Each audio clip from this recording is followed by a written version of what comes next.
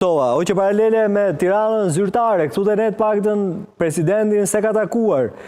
Kushner për Sazanin, as kryeministrin të paktën në kështu vizit zyrtare të transmetuar në media, ndërkohë që në Serbi me sa duket po ndodh edhe në momentet që flasim. Pra, ka diferencë madhe madomendja në lidhje me këtë. Është diferencë e madhe, por prapë e them se Shqipëria nuk është dhe askush prej zyrtarëve të Shqipërisë nuk është dhe nuk duhet jetë kur në lëkurën e këtij Gjakpirsi Vučić, sepse ky e din që pas 4 ditëve do të jetë një protestë dhe e din që vetë ka paralajmëruar se kinse nuk do t'ikë si Asadi, mirë po duket që atje mund të ndodhë dhe luftë civile. Avokat. Si e parashikon protestën e 15 marsit, se ka informacione që serbët e veriut madje janë paguar për të shkuar atje për ta mbrojtur godinën presidenciale, por jo vetëm. Në pamjet parë duket panik edhe ankth, madje edhe presidenti Vučić ka lënë kuptohet se në një farë mënyrë mund të ketë edhe tentativa për ta azjesuar atë fizikisht. Si e parashikon të gjithën? Unë mendoj që ky e din se çfarë ka ndodhur pararësit të tij Gjingjić, edhe pse duket që ai ka qenë shumë më demokrat se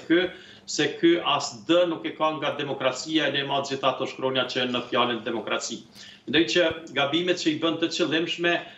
është thjesht se po imiton atin e tij shpirtëror që ka qenë Miloševiqi, sepse edhe ai në atë kohë dhe tani kënë këtë kohë po organizojnë protesta kinse në përkrahjen e tij. Dhe nëse pas 4 ditëve me 15 mars këto struktura që po protestojnë, në anën tjetër janë studentët, në anën tjetër janë këta të tij kinse, atëherë mund të ketë gjakderdhje, mund të shkojë aq larg se që mund të ketë edhe luftë civile. Dhe besoj që Vučić menzisht pret që t'i nxjerrë tankset e ushtrisë së tij, sepse kështu ka bërë pararësi i tij, duket që nuk po i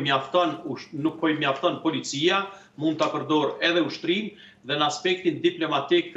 duke ditur që pjesa e atyre që po protestojnë janë studentë dhe një pjesë e madhe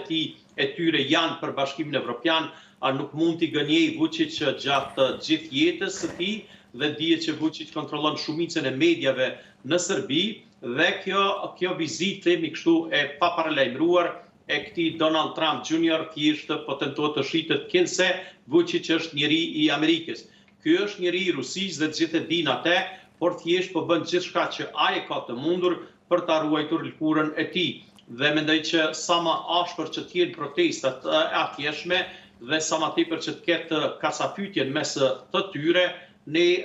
sigurisht që nuk mund të, si Kosovë, nuk mund të presim asgjë të mirë prej Serbisë, posaçërisht duke e ditur që edhe një pjesë e mirë e opozitës nëse e merr pushtetin pas Vučićit, në raport me Kosovën thuja se janë të njëjtë. Për të qetësuar regioni, për të qetësuar gjithë themi kështu sepse kjo rrezikon edhe Evropën, Vučić atëherë duhet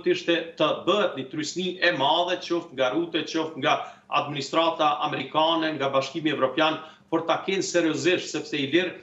para tij ishte Miloševiqi në pushtet para 27 viteve dhe bëri 4 luftra në ish Jugosllavi, saqë ai shitet si person i paqes për shkak se një luftë të vogël zaventësonte me një luftë më të madhe.